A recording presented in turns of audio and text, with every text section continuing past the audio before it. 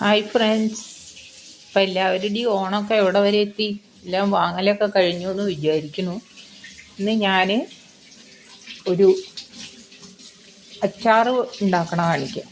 അതായത് വലിയ നാരങ്ങ, ഞങ്ങളുടെ ഇവിടെ അതിന് പറയുക വടുകപ്പുളി എന്നാണ് കേട്ടോ.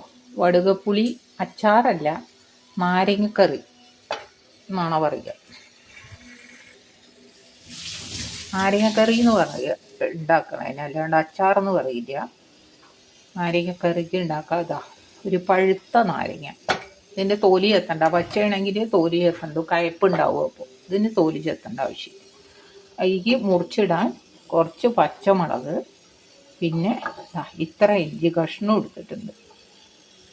ഇനി ഞാനിത് വളരെ ചെറുതാക്കി മുറിച്ചിട്ട് ഇതൊക്കെ മുറിച്ചിട്ടിട്ട് കാണിച്ചു തരാം. ഇനി ബാക്കി എന്തൊക്കെ ഇതിന് ചേർക്കേണ്ടത്. ഓക്കെ ഫ്രണ്ട്സ്, ഇപ്പം ഞാൻ നാരങ്ങയും മുറിച്ച് അതിലേക്ക് വേണ്ട ചേരുവകളൊക്കെ അവിടെ റെഡിയാക്കി വെച്ചിട്ടുണ്ട് കേട്ടോ. കാണിച്ചു തരാം. ഇതാ നാരങ്ങയൊക്കെ മുറിച്ചു. അതിൽ ആ വെള്ള തോല് പോലെ കാണുന്ന ഇടയിലുള്ളതും പിന്നെ വിത്ത് കുരുവെല്ലാം റിമൂവ് ചെയ്യണം. അങ്ങനെ ഇത് മുറിച്ച് വെച്ചിട്ടുണ്ട്. ഇനി അതിലേക്ക് ഇടാൻ പോണത് ഉപ്പ്, ഇഞ്ചി ഇതാ അരിഞ്ഞത്, പച്ചമുളക്. ഇത് നമുക്കതിലേക്ക്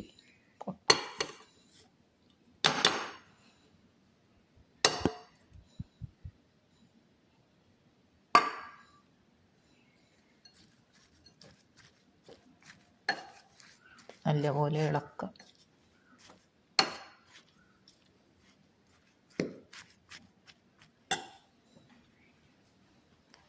ഇനി ഇതിലേക്ക് ചേർക്കേണ്ട മസാല, ഇത് മുളക് പൊടി 2 ടേബിൾ സ്പൂൺ എടുത്തിട്ടുണ്ട്.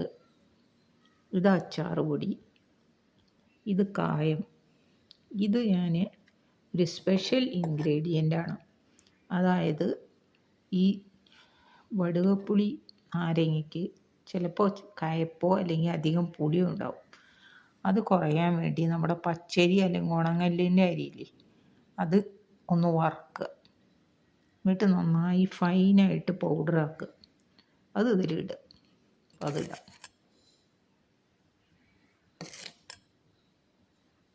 പിന്നെ ഓരോന്നായി ഞാൻ ഇടട്ടെ. എല്ലാ മസാലപ്പൊടികളും ചേർത്തു ഞാൻ.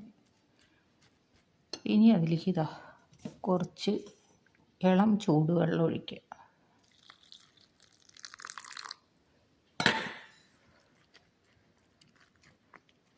കുറച്ച് ചൂടുള്ള വെള്ളം ഒഴിക്കണം, എന്നാലാണ് നാരങ്ങയും ഈ ഇഞ്ചി പച്ചമുളക് എല്ലാം ഒന്ന് വേവും.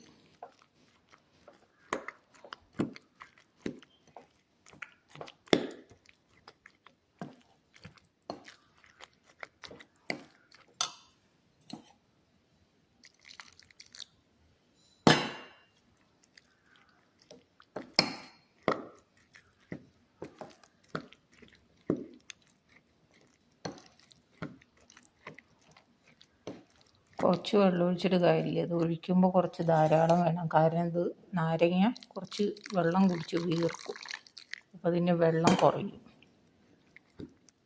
അതുകൊണ്ട് നമ്മൾ ഉണ്ടാക്കുമ്പോൾ കുറച്ച് വെള്ളം അധികം വേണം. ഇതിൽ മഞ്ഞൾപ്പൊടിയൊന്നും ഇടണ്ട കേട്ടോ. ഞാനിട്ടണത് നമ്മൾ സാധാരണ ഉപയോഗിക്കുന്ന മുളക് പൊടിയാണ്, കാശ്മീരി ചില്ലിയൊന്നുമല്ല. ഇവിടെ പൊടിപ്പിച്ച പൊടി നല്ല റെഡ് കളറാണ്. ഇനിയും വെള്ളം വേണം.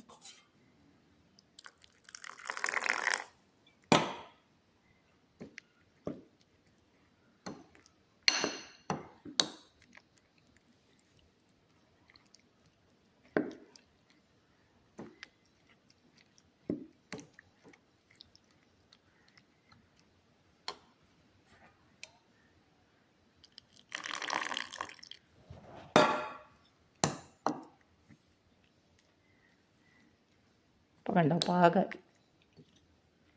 അപ്പോൾ അത് കറിയായി. ഇതാണ് നാരങ്ങ. ഇതിലേക്ക് വറുത്തിടാനുള്ളത് താളിക്ക്.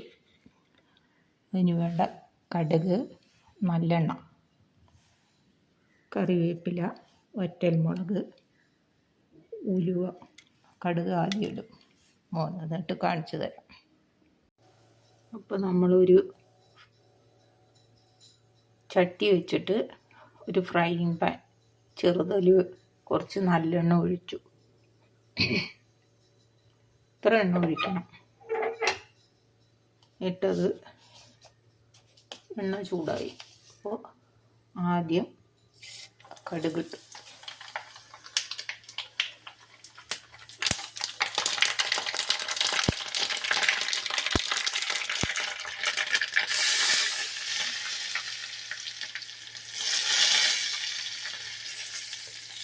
അത് കഴിഞ്ഞ് കറിവേപ്പില,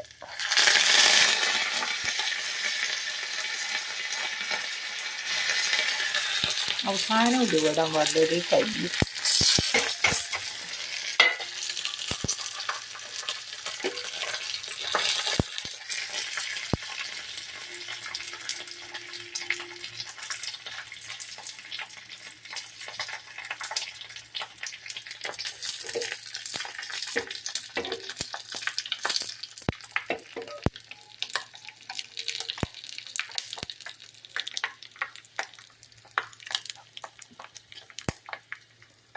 ഉലുവയും കടുകും എല്ലാം മൂത്ത് പാകമായി.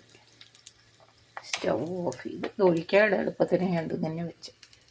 ഇതിൻ്റെ മുകളിൽ വീണ്ടും കുറച്ചും കൂടി ഞാൻ കായപ്പൊടി ഇട്ടിട്ടുണ്ട്, നല്ല സ്മെല്ല് വരാൻ.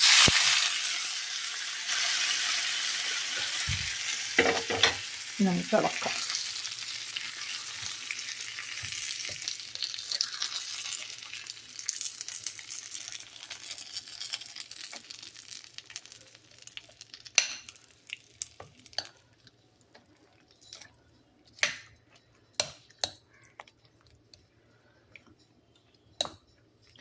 ഇത് കടിച്ചു നോക്കിയപ്പോൾ നാരങ്ങ കഷ്ണത്തിന് കുറച്ച് കയ്പ്പുണ്ട് തോന്നി. ചില നാരങ്ങ കയ്ക്കും, ചിലത് പുളിക്കും. അങ്ങനെയാണല്ലോ ഇതിൻ്റെ സ്വഭാവം. അതിനാണ് ഞാൻ പച്ചരി വറുത്ത് പൊടിച്ചിട്ടത്. സദ്യ എണീക്കുന്ന ഒരു ദഹനക്കാർ ഇടയിൽ കണ്ട് ഞാൻ പഠിച്ചതാണ്. അപ്പോൾ പച്ചരി വറുത്ത് പൊടിച്ചിടും. പച്ചരിയോ അല്ലെങ്കിൽ നമ്മുടെ കുത്തരിയുടെ റോ റൈസ് ഉണ്ടല്ലോ, ഉണങ്ങല്ലരി, അതോ വറുത്തിട്ട് നല്ല മുരുന്നനെ ആക്കിയാണ്ട് പൊടിക്കുക. എന്നിട്ട് ഇടുക. അപ്പോൾ ഒരു കൊഴുപ്പായി കണ്ട അച്ചാറുണ്ട്. ഇതിൽ കാണും പോലെ നല്ല നല്ല റെഡ് കളറാട്ടോ.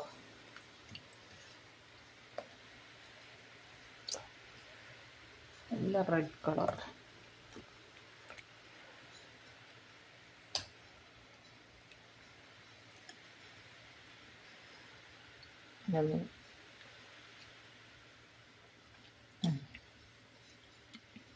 നല്ല സ്മെല്ല്.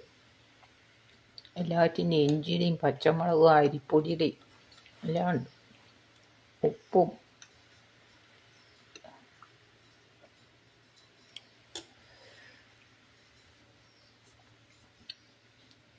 ഇപ്പോൾ ഓണത്തിനുള്ള അച്ചാർ റെഡിയായി. നിങ്ങൾ ഉണ്ടാക്കിയില്ലെങ്കിൽ ഇതുപോലെ ഒന്ന് ഉണ്ടാക്കി ട്രൈ ചെയ്ത് നോക്കൂ കേട്ടോ. നാളെ ഞാൻ വേറൊരു വിഭവമായിട്ട് വരാം. Okay, by.